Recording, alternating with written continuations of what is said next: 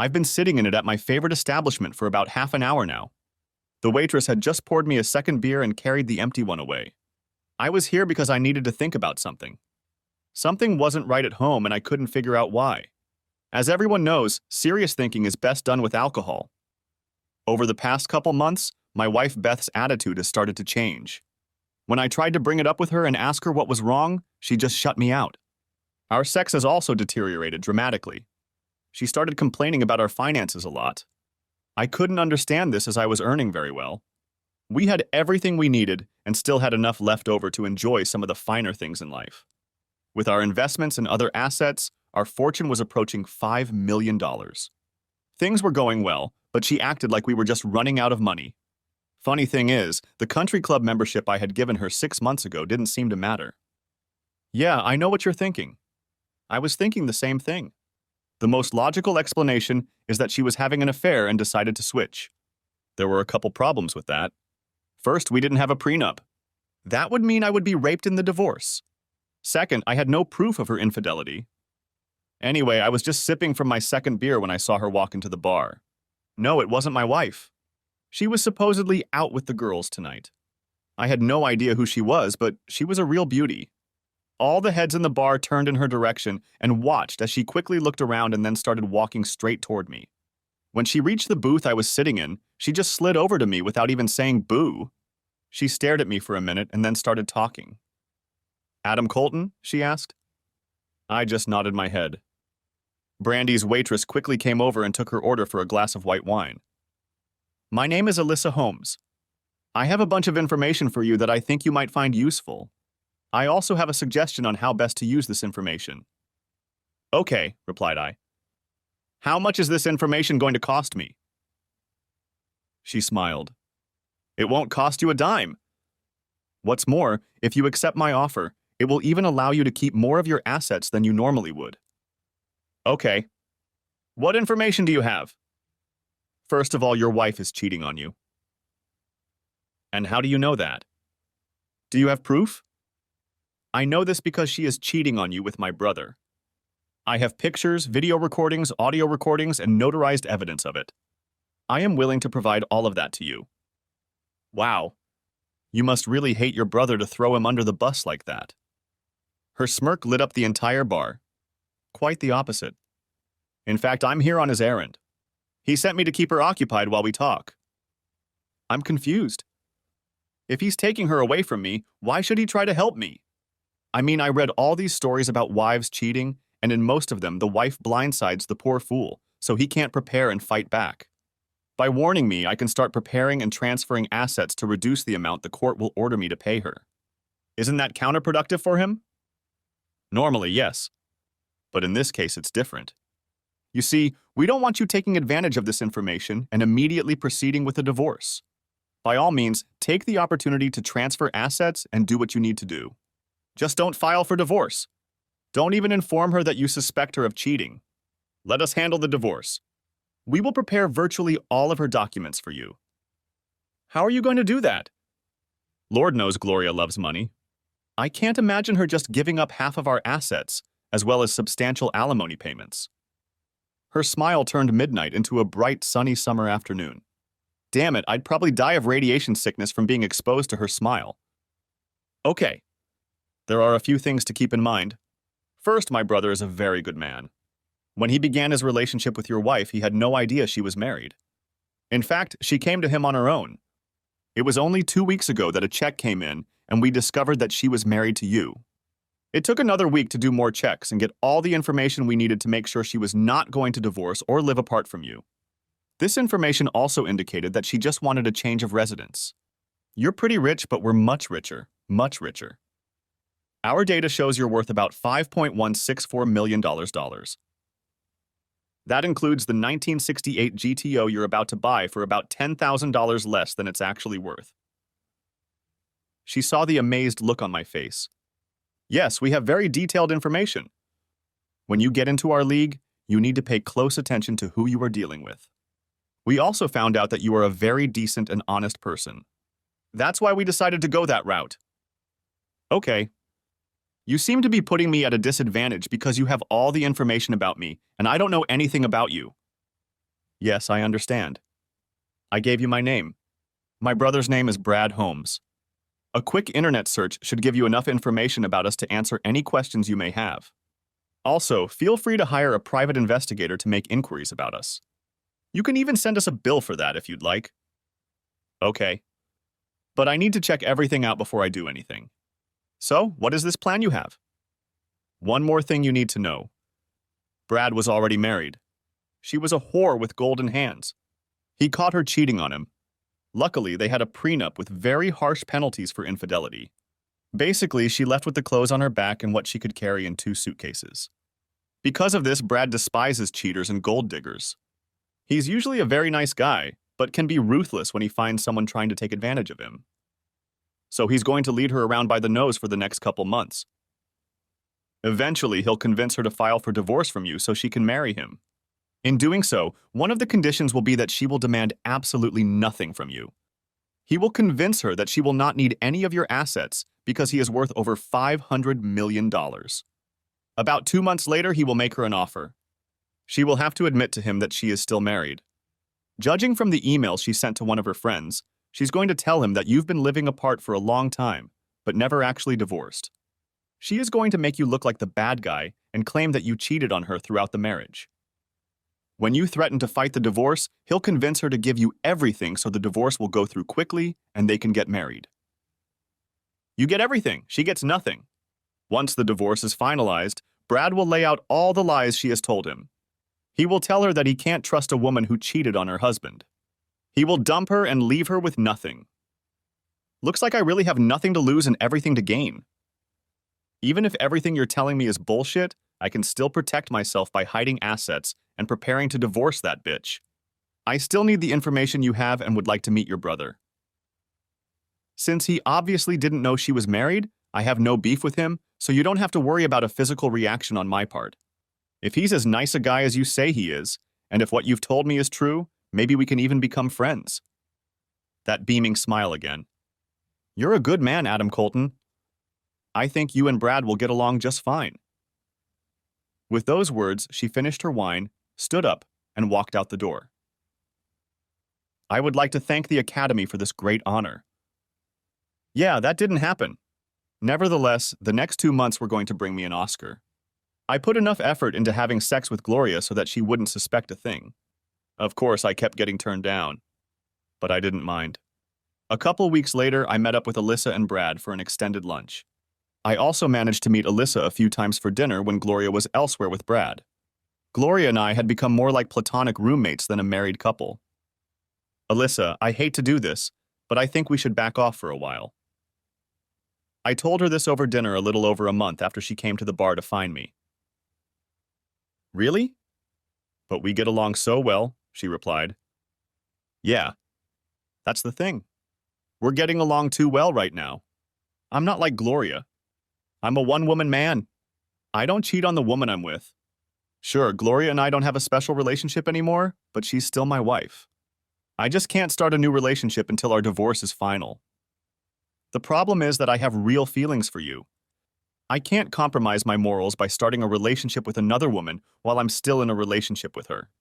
Besides, I care about you so much that I don't want to ruin what we might have by stooping to her level and starting another relationship before my current marriage is fully consummated. Alyssa sighed heavily. I understand. You're a good man, Adam. I admire your ethics and sense of right and wrong. It's one of the things I admire most about you, and probably the main reason I fell in love with you. Screw Gloria. She's too stupid to understand any of this anyway. All right. We'll back off a little, but I'll be damned if I wait any longer than I have to. Let's finish dinner, and then you can ask me to the dance. As soon as you drop me off at home, I'll call Brad and have him pull the trigger. It's a month earlier than we planned, but Gloria's too stupid to realize it. She is? How imbecilic does she have to be to leave a terrific husband like you? Alyssa is a skilled dancer. Even though it was obvious we were together, several men came up to our table while we were taking a break to ask her to dance. This turned out to be amusing. What are you, a jerk who wasn't taught good manners by his mom, or just a jerk with delusions of mediocrity? First of all, I would never even consider dancing with a pig like you. who didn't even deign to ask the man I feel so good with if he'd let me dance with you. You come in here waltzing around like you think you're God's gift to mankind, when in reality you're just an arrogant asshole who probably couldn't find a woman's, with the help of a map, GPS, and a Boy Scout handbook. After this potential Lothario disappeared, a couple of daredevils came up and politely asked if I would let them dance with her. I replied that she could dance with them if she wanted to. Alyssa always refused, explaining that she saved all her dancing for me. Alyssa stole my soul as I walked her to the door that evening. She turned around, put her hands on my cheeks, and kissed me, stealing my soul. She smiled. Why the hell did I have to fall in love with such a damn honorable man? Alyssa, the day the official divorce decree is served, I'll be kneeling on your doorstep, holding a ring in one hand and a signed prenup in the other. I'm not here for your money. Even if things go wrong and I have to give this traitor most of my assets, I'll have enough money of my own to not need yours. I love you, Alyssa. That's all that matters to me. My ring size is 6.5. Don't worry about the prenup. I had my attorney draw it up 2 weeks ago. Just send me your attorney's contact information, and I'll have my attorney give him a copy to review. A week later, it happened. No, not that Alyssa and I met. It was a Friday night. I came home from work and found Gloria and Brad sitting on the couch. I noticed Brad's smirk and his subtle nod in my direction. Honey, Gloria began. We need to talk. Looking at the situation, I realized almost immediately what was going on. It also helped that Alyssa had warned me about it earlier that day. In the scheme of things, Gloria and Brad were sitting on the couch next to each other. On the coffee table were 2 glasses and a half-empty bottle of wine. Also on the coffee table was a manila envelope. Yes, as expected. I walked over to the couch and held out my hand. Hi. I'm Adam, I said. I see you're a wine drinker, but I'm more of a craft beer drinker. I'm going to get myself a beer. Do you want one or do you prefer wine? It's nice to meet you. My name's Brad. Actually, I'd prefer a beer if you don't mind. Thanks, he replied. A couple minutes later, I returned with the beer I had brought. Being a good host, I opened both beers right in front of them so they could make sure I didn't spoil them. After slamming the caps on the bottles and taking a sip each, we sat down, he on the couch as before and me in the chair. So, I began. What do we need to talk about? Well, Adam, began Gloria. This may come as a shock to you, but I want a divorce. I didn't want it to happen, but Brad and I just fell in love with each other. We are soulmates. I'm sorry, but our marriage really wasn't that great for a while, and then I met Brad. It just happened. Now is the time when it's best for both of us to end it so Brad and I can start building a new life together. She even managed a couple of sighs and a few tears. Looks like I'm going to have some serious Oscar competition. She was very good as the grieving wife. Well, Gloria, this is really a shock to me. Yes, we've had some problems, but mostly because you've been shutting me out. I asked you many times what was wrong and what I could do to help. You never answered me back. I tried to do more for you. I tried asking you out on more romantic dates, but you always had other things to do. I brought you flowers, but you just ignored them. When I tried to get intimate, you kept pushing me away. You never once mentioned that I could help solve our problems. I even suggested you see a psychologist, but you refused. You said Brad was your soulmate, but you said I was your soulmate when we got married. If there were problems in our marriage, you should have discussed them with me first, so we could have worked on them and fixed them, instead of leaving and looking for another lover. Now, instead of working with your husband to fix our marriage, you just serve me divorce papers. I'm not sure we still can't work things out. No, Adam. It's too late for that. Here are the papers. I'm being very fair with the division of assets. Divide the assets? You lie and cheat on me, spending the money I bring home on yourself, and you think you deserve to be paid for it? I go out of my way to provide you with a great life and in return you cheat and abandon me? Bullshit! Good luck getting the divorce you want soon. If I have to pay you anything, it will be next to nothing. I'm hiring the most expensive legal team I can find with the sole purpose of dragging this case out as long as possible and siphoning off as much money as possible so that when it's finally over in a couple of years, there won't be anything left to pay your ass. Then Brad made his offer. Okay, Adam. Look, I'm really sorry. When we first met, I didn't even know she was still married. By the time I found out, we were already madly in love. Obviously, while you still love Gloria, she no longer loves you. I understand your position, but the bottom line is that Gloria no longer wants to be married to you. No matter how hard you fight it, as you said, the divorce will eventually happen. By fighting it, you'll only be giving the lawyers the bulk of your assets. Sure, it will reduce the amount you will have to pay her, but in doing so, you will lose almost everything yourself. There's no need for that. Since we plan to get married as soon as the divorce is finalized, you won't have to pay spousal maintenance. Besides, I'm a very wealthy man, so Gloria won't have to take anything from your estate. In fact, whatever she gets from the divorce will be a drop in the bucket compared to the wealth she'll get from marrying me. How about this? You leave the house free and clear. You leave your pension, all your savings and investments, and half of what's in the checking account. She walks away with half of the money in the checking account, all of her clothes, personal items, and car. Frankly, she won't need anything else after the wedding. Okay, I grudgingly agreed. Except that she will return her wedding and engagement rings, as well as all the jewelry I inherited from my family. I also want the expensive jewelry we keep in a safety deposit box. I bought them with the expectation that we would eventually inherit them to our children and grandchildren. Brad turned to Gloria. Remember, we discussed this. We're already hurting him with what we've already done. It's better to get this over with soon so we can get married and start a new life. You're right, Brad. I won't need his money after we're married anyway. Let's get the new papers ready and filed. With those words, we toasted our agreement, and they left. I know some of you will think I'm a heartless bastard who only left a couple dollars in a joint checking account. You'd be wrong. It might make her suspicious. We usually try to keep about $10,000 in the account. That's all I kept. She had several designer dresses, expensive shoes, and other accessories. Most men don't realize it, but in divorce they give away a big chunk of money when they ignore their wives' closets. Gloria had nearly $60,000 worth of clothes on the retail market. There is a pretty good market for high-quality used women's clothing online.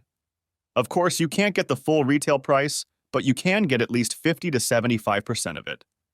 Her car was a one-year-old Lexus that we paid cash for. It still had a lot of value.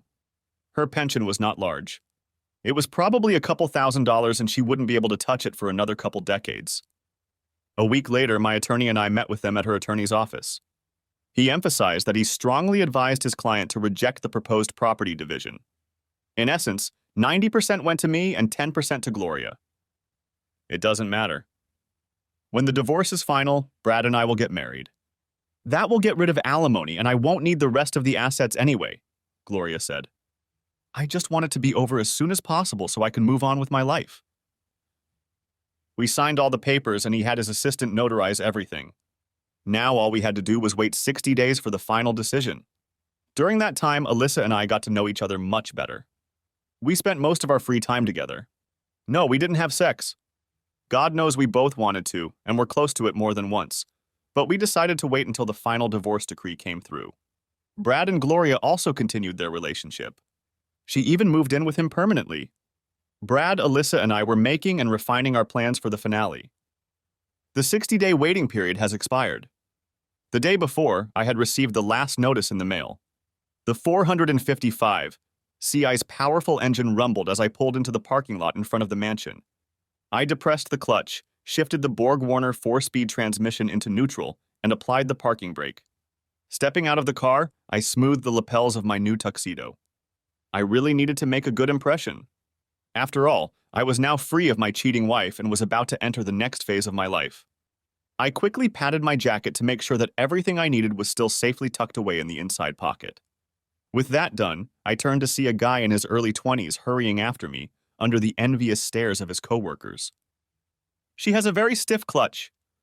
Be smooth and gentle with her, advised me as he respectfully climbed into my 1968 GTO. I'd spent the last month decorating it. Now that I didn't have a wife wasting all my money on crap anymore, I could afford to spend some money on something I really wanted to do. I had just gotten it back from the paint shop 2 days ago. I was grinning from ear to ear as I walked up the steps and into the mansion. This night was going to be epic. Before I walked through the open door, I caught a glimpse of the next visitor. This would turn the night from just epic to completely legendary. I just couldn't contain my laughter. So you're a little confused. That's not surprising. I attended the divorce party. It was in honor of me and Gloria's final divorce decree. I had an official invitation. No, I didn't barge into Gloria's party. It was all part of the plan. The party was being held at Dave's mansion. While it was far from a surprise party, there would be a few surprises throughout the evening. It was a very upscale party designed to introduce a new member into Dave and Alyssa's social circle. Gloria had been looking forward to this event for the past 2 months, ever since preparations had begun. No sooner had I stepped through the door than I was met by Alyssa. Her left hand slipped into the loop of my right, and we were off. The smile couldn't be removed from my face with nuclear weapons. She began taking me around the ballroom and introducing me to the influencers of society. We were halfway through the grand ballroom when it happened. "What the hell is he doing here?" I heard a very familiar voice say. Alyssa and I suddenly found ourselves face to face with Gloria and Dave. Needless to say, Gloria wasn't too happy to see me at her special evening. Not only was I the ex-husband she had just left, but it would be very awkward for her new man to propose to her in my presence so soon after our divorce. "I'm sorry, Gloria," Dave began, "but it seems that my sister and your ex-husband have gotten a little close." I couldn't refuse her invitation to her boyfriend, since the invitation included a +1. "Never mind," Gloria pouted. Then looking at me, she continued, "Just don't make a scene and ruin this wonderful night for me." Gloria, I assure you that in honor of the several wonderful years we have spent together, I will be on my best behavior. I realize how much this night means to you, and I will do my best to make sure that you can remember this night as the one that started the rest of your life. I have loved you exceptionally for many years, Gloria. I will do everything I can to make sure that this night is the kickstart to the new life you deserve. Was it my fault she misinterpreted my words? I wasn't lying. So her beaming smile indicated that she found my words favorable. Was it my fault? 3 hours had passed. Dinner was finished and put away. The band played for a while longer. There was a lot of dancing. I was in the center of the dance floor with Alyssa. Of course, it was a total setup. The couples around us discreetly moved away to give us space. It was the middle of the song. Suddenly, the spotlight fell on us. I did 2 quick spins and then dropped to a knee with the ring in my hand. Alyssa, ever since you came into my life, you have occupied all my thoughts. You've gotten me through the most difficult situation I could think of. You are the first thought I wake up with in the morning and the last thought I fall asleep with at night. I just can't imagine the rest of my life without you. Will you do me the honor of becoming my wife? Of course, she said yes. Seriously, people. We planned it all out ahead of time. I had already signed a prenup. She even jumped me right on the dance floor and gave me a very long, very passionate kiss on the lips. Everyone applauded. This led to Gloria getting even more pissed off that we were drawing attention to what was supposed to be her evening. The evening turned from her divorce party to Alyssa and I's engagement party. After a couple hours, everything fell into place. Brad! We were supposed to get married right after my divorce became final. Now it's final. So why did your sister just get engaged to my ex-husband and you haven't even given me a ring yet? We haven't even started planning our wedding. Gloria ran into Brad right in the middle of all the high society she so desperately sought. Well, the thing is this, Gloria. Over the past few months that he's been dating my sister, I've gotten to know Adam pretty well. He's a really great guy and we've become pretty good friends. It occurred to me that if you cheated so easily on a great guy like him who gave you nothing but love, what's stopping you from cheating on me? After all, you're the one who hit on me. At first, you even lied to me about being single. And when you had to admit you were married, you pretended like you were separated and were going to divorce anyway. After talking to Adam about it, I found out that you lied about that too. I absolutely cannot marry a known liar and cheater like you. In fact, I'm breaking up with you. I'm giving you a week to find a new place to live before I throw all your crap out on the street. Now, if you'll excuse me, I'm going to go talk to a couple of single ladies, replied Brad. Epilogue. Oh, she tried to fight. She came back with a vengeance to try to change the divorce decree. The problem was that too much evidence had been gathered against her, showing that she had voluntarily and in fact insisted on a totally unfair division of property. The judge didn't take too kindly to her when she went back and tried to amend the divorce she insisted on. Alyssa and I got married. Yes, there was an ironclad prenup. After all, I should have known. I had my own lawyer draw it up. Alyssa thought it was too harsh, but I had already signed it. I really didn't need her money. No, I didn't belong to their class, but I had enough money of my own to take care of myself if something went wrong. I sent Gloria a beautiful wedding announcement. It had a picture of me and Alyssa in it. Also, in the background, Brad and Gloria's sister were playing tonsil hockey. Okay, I did that on purpose. However, I was not responsible for the invitation to the wedding 6 months later between Brad and Gloria's little sister. Gloria did not attend. No, Gloria didn't become homeless. She ended up working at Taco Bell and living in a rundown studio apartment. Now she shops at Goodwill for clothes and Walmart for underwear. In trying to get ahead, she has lost the carefree lifestyle she was used to. She is still a very attractive woman, but what she was trying to do became known. She still tried a few more times to hook up with one of the rich bachelors in town, but everyone knew what a gold digger she was. I saw Gloria again about a year later. Alyssa and I were on our way back from dinner at a great Italian restaurant on the other side of town. That looks like Gloria, Alyssa said, pointing to a street corner. Sure enough, when I looked over there, there was Gloria. She was leaning against a building. Her hair was styled, but not flawlessly. I guessed she was leaning against the building because walking in boots with a 7-inch heel must have been quite difficult. I was surprised I could recognize her at all from her garish makeup. Her lips were painted on with red paint. Her eyes were painted with black shadow. I wasn't sure if it was just really thick mascara or if she had false eyelashes. It didn't take a rocket scientist to figure out what was going on here. First, this was an area of town known for a certain type of financial transaction.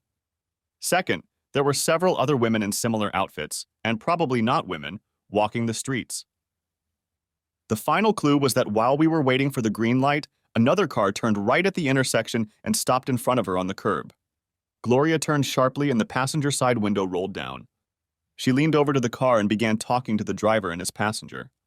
After a brief negotiation, the passenger door opened and the passenger got out of the car.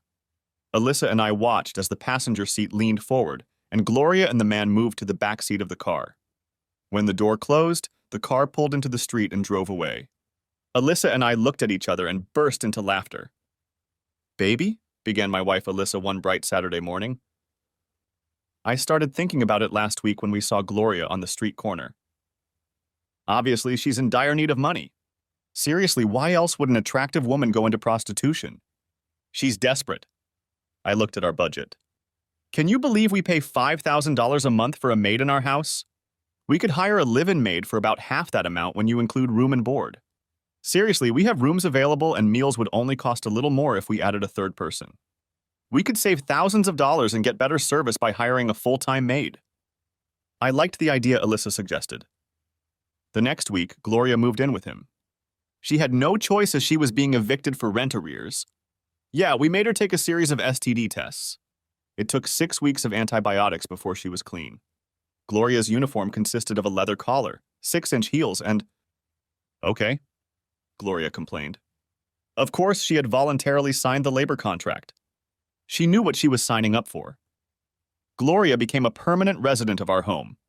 When Alyssa and I had our first child at the age of 5, we decided that Gloria should have a real uniform that wouldn't expose her. Gloria and I never went outside without Alyssa being involved. I let Alyssa spend time with Gloria when I wasn't home. I am living the good life now.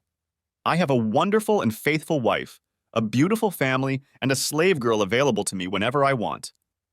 Well, that's the end of the story. If you liked it, you can subscribe to my channel and watch the next video.